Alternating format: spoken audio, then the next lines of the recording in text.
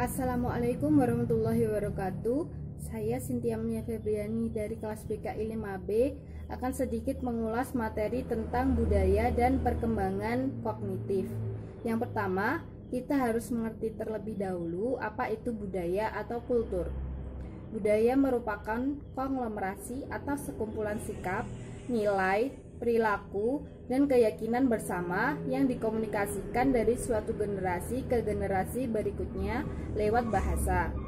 Budaya juga diartikan sebagai suatu cara hidup yang berkembang dan dimiliki bersama oleh sebuah kelompok orang dan diwariskan dari generasi ke generasi. Budaya terbentuk dari banyak unsur, termasuk sistem agama dan politik, adat istiadat, serta bahasa. Yang kedua yaitu kognitif atau kognisi. Kognitif diartikan sebagai kegiatan untuk memperoleh, mengorganisasikan, dan menggunakan pengetahuan. Sedangkan dalam psikologi, kognitif adalah faktor-faktor yang mendasari sebuah perilaku. Proses kognisi penting dan fundamental dari setiap individu yang tak lepas dari konsep kemanusiaan yang lebih besar, yaitu budaya sebagai konstruksi sosial. Apa itu fundamental? Fundamental adalah sesuatu yang mendasar, sangat penting, atau merupakan suatu prinsip dan hal pokok yang dijadikan pedoman atau dasar di dalam hal-hal tertentu. Dari banyak pengertian tentang kognisi, dapat disimpulkan bahwa proses kognisi ini sangat dipengaruhi oleh budaya. Teori-teori perkembangan kognisi secara tradisional biasanya terfokus pada masa bayi sampai dewasa.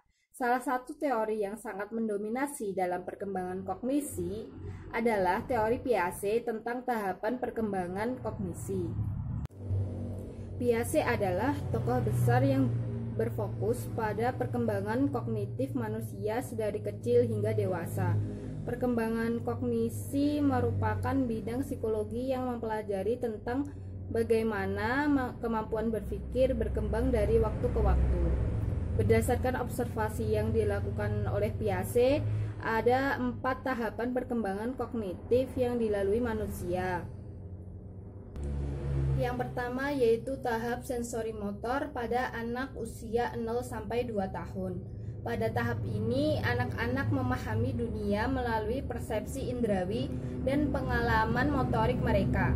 Setelah itu, mereka akan mempelajari sesuatu hal dengan cara menerima dan melakukannya kembali. Pencapaian terpenting pada tahap ini adalah pemahaman anak mengenai simbol-simbol dan permanensi objek. Mengenai simbol-simbol dan permanensi objek, yakni memahami bahwa suatu benda tetap nyata walaupun tidak tampak. Yang kedua yaitu tahap praoperasional pada anak umur 2-7 tahun. Perkembangan kognitif pada tahap ini dijabarkan dalam 5 kategori, yaitu kemampuan konversi, sentrasi, ireversibilitas, egosentris, dan animisme. Yang ketiga yaitu tahap operasional konkret pada anak umur 7-12 tahun. Pada tahap ini, anak sudah berhasil melampaui 5 karakteristik pada tahap praoperasional. Anak juga belajar cara-cara baru untuk melakukan suatu kegiatan.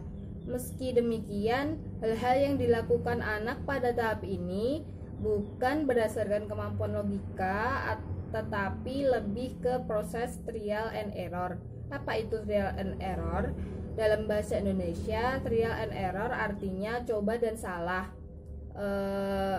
Dan sebenarnya lebih dikenal dengan metode coba-coba. Metode coba-coba yang bagaimana? Jadi merujuk pada upaya atau metode untuk mencapai sebuah tujuan melalui berbagai macam cara, dilakukan beberapa kali hingga mendapatkan cara yang paling sesuai. Yang keempat yaitu tahap operasional formal pada anak umur lebih dari 12 tahun. Anak mampu berpikir dengan logika, berpikir abstrak, dan mampu lebih sistematis dalam pendekatannya untuk menyelesaikan masalah. Dari teori-teori sebelum Piaget, teori Piaget lah yang memiliki beberapa keterbatasan kultural. Namun meskipun begitu, teori Piaget memiliki kelebihan. teori Piaget dianggap lebih canggih dibandingkan teori-teori tahapan sebelumnya seperti teorinya Hegel yang lahir pada abad ke-18 yang mengurutkan masyarakat pada skala evolusioner berdasarkan klasifikasi keyakinan religius dengan agama Nasrani di urutan tertinggi. Lalu banyak teori tahapan muncul pada abad ke-19 setelah evolusi Darwin dikenal luas. Dari salah satu teori tahapan yang paling berpengaruh di awal abad ke-20 adalah yang diajukan oleh filsuf Prancis bernama Lévi-Strauss yang mengusulkan teori bahwa ada kesenjangan besar antara pemikiran orang barat dan orang-orang yang tinggal di masyarakat primitif. Dengan merancang tugas-tugas yang mengukur berbagai konsep dalam setting eksperimental, Piaget menetapkan suatu standar bukti baru, standar yang seolah tidak terkotori oleh bias etnosentris. Apa itu etnosentris? Etnosentris merupakan cara pandang dan penafsiran terhadap orang lain dari kacamata kultural kita sendiri. Contohnya, orang yang berasal dari budaya yang biasa menatap mata lawan bicara akan menafsirkan bahwa lawan bicaranya itu tidak sopan ketika tidak menatap matanya saat berbicara. Begitu juga sebaliknya, orang yang tidak biasa menatap mata akan menafsirkan lawan bicaranya tersebut tidak sopan. Lah, penafsiran tersebut disebut etnosentris.